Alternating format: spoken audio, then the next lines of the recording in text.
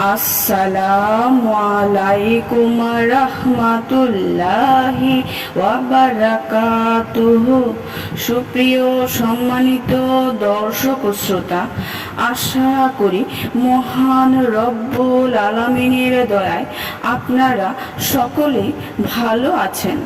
সুপ্রিয় সম্মানিত দর্শক ও শ্রোতা, আজকে হযরত আবু হুরাইরা রাদিয়াল্লাহু তাআলা আনহু থেকে একটি ঘটনা বর্ণনা করব।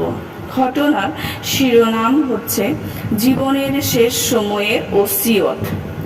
সুপ্রিয় সম্মানিত দর্শক ও শ্রোতা, আপনাদের নিকট অনুরোধ থাকবে ঘটনাটি শেষ পর্যন্ত শোনার।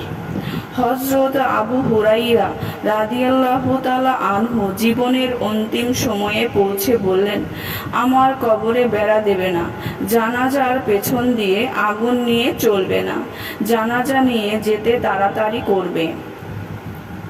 আমি আল্লাহর রাসূল সাল্লাল্লাহু আলাইহি ওয়াসাল্লামকে বলতে শুনেছি, যখন মুমিন বান্দাকে চৌকির উপর রাখা হয় তখন সে বলে, আমাকে জলদি নিয়ে চলো।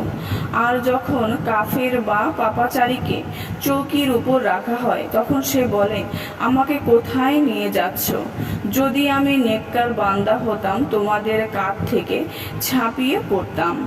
সুপ্রিয় সম্মানিত দর্শক ও শ্রোতা, আজকের ঘটনাটি এই পর্যন্তই। ঘটনাটি যদি ভালো লেগে থাকে অবশ্যই চ্যানেলটি সাবস্ক্রাইব করবেন, লাইক করবেন, কমেন্ট করবেন এবং বেশি বেশি শেয়ার করে দেবেন। সবাই ভালো থাকবেন। আল্লাহ হাফেজ।